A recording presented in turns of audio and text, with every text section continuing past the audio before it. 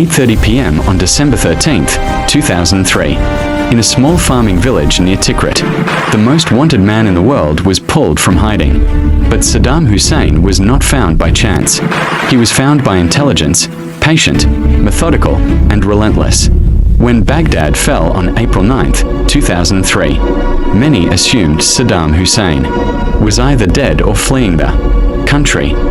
US intelligence did not make that mistake.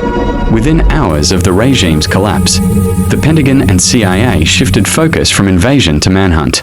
The mission was clear: locate Saddam Hussein alive, confirm his identity, and dismantle the remaining Ba'athist command structure. The operation began with CENTCOM, US Central Command, compiling fragmented intelligence from multiple sources: signals intelligence, human intelligence, captured documents, and interrogations.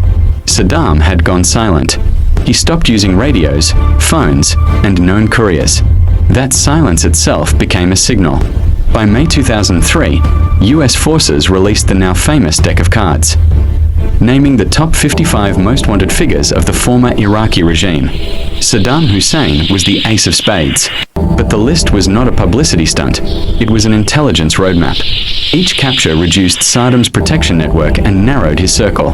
The CIA's Special Activities Division, working alongside Task Force 121, a joint unit of US Army Delta Force, Navy SEALs, and intelligence specialists, focused on one critical assumption: Saddam would not trust technology. He would trust people, family, tribe, loyalty forged over decades. That assumption proved decisive. Saddam belonged to the Albu Nazir tribe, centered around Tikrit, his hometown in Salah ad-Din province. US intelligence assessed that Saddam would remain close to familiar ground. Leaving Iraq would require help he no longer trusted. Staying meant hiding among those who feared him or still believed in him. Throughout the summer of 2003, US forces conducted hundreds of targeted raids, not searching for Saddam directly, but for his money handlers, food couriers, and messengers. Every detention produced names. Every name produced a connection. Analysts at Camp Victory and Ballard Air Base mapped relationships by hand. Who visited whom, when, and how often. By October 2003, Saddam's operational security had collapsed. His sons, Uday and Qusay Hussein, were killed in Mosul on July 22, 2003, confirmed by DNA testing. That moment was pivotal. Intelligence officers later stated it marked the psychological breaking point. Saddam was now alone. Still, he remained hidden. What US intelligence did next was not dramatic. It was disciplined.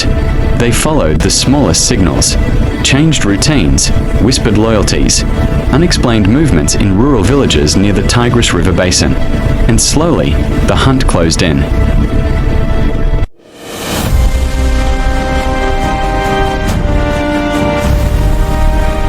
Saddam Hussein was no longer protected by power. He was protected only by silence, and silence was beginning to crack. By late October 2003, US intelligence concluded that Saddam was surviving through a small, shrinking support network, not hardened bunkers or underground tunnels. He moved constantly, staying no more than a few nights in one place.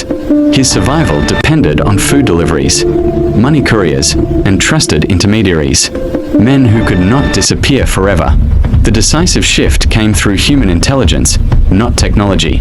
Interrogations of captured Ba'ath Party officials and tribal associates revealed a pattern centered on two key figures: Muhammad Ibrahim al-Muslat, known as Muslat, and Amir al-Muslat, members of Saddam's inner tribal circle. These men were not senior commanders. That made them dangerous and useful. CIA analysts noticed a recurring detail in detainee reports: references to the Sheikh, the guest, or the old man, always tied to farms south of Tikrit. The locations changed, but the messengers did not. Surveillance teams quietly began tracking movements between Ad-Dor, Ulalam, and the villages along the Tigris River corridor. In November 2003, US forces detained Amir al-Muslat. Under questioning, he denied knowing Saddam's location.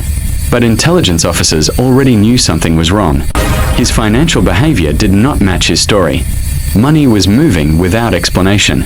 Food deliveries were being made at odd hours. Patterns were forming.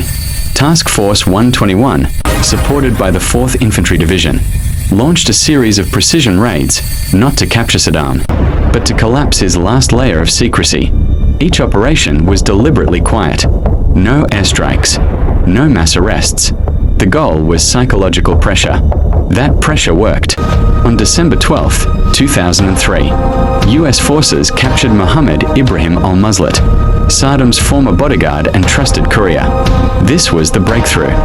According to later military briefings, al-Muslat revealed that Saddam was hiding near Ad-Dor, rotating between safe houses and a concealed underground shelter.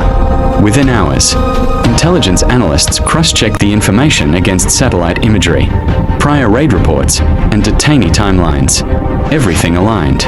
The operation was given a name, Operation Red Dawn, a reference to 2 target sites, codenamed Wolverine 1-inch and Wolverine 2.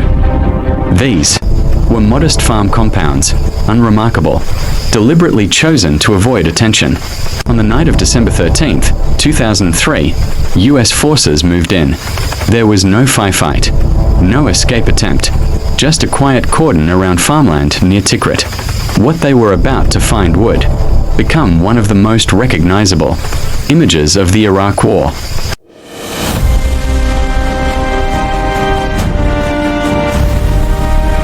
After months of patient intelligence work, the moment had finally arrived. Operation Red Dawn was ready to close the hunt.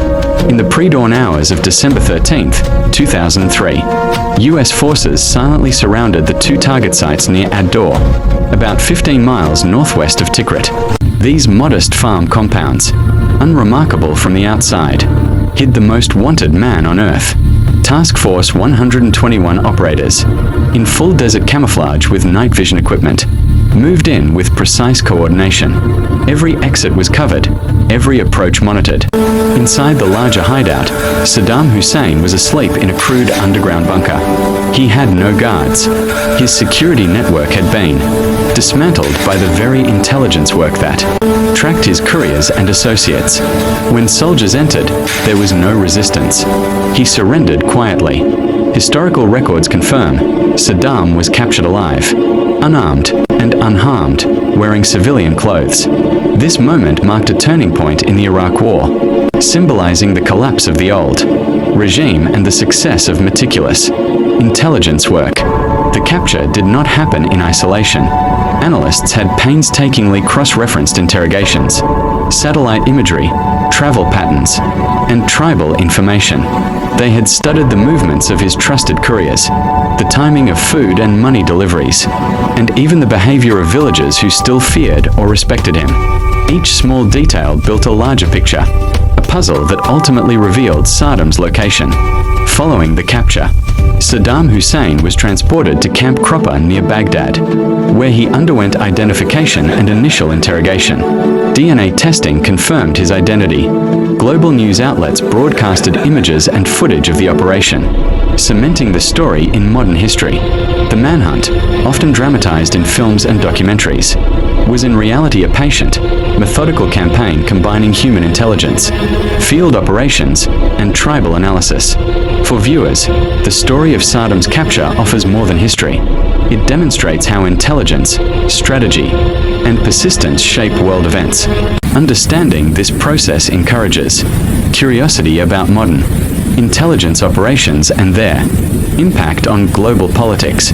If you want to dive deeper into the untold stories behind history's most secret operations, subscribe to Time Vault Chronicles and turn on notifications. Stay tuned for our next episode, where we'll uncover how intelligence agencies tracked down Osama bin Laden, another operation defined by precision, patience, and perseverance. Trust us, the tactics and secrets revealed will keep you on the edge of your seat.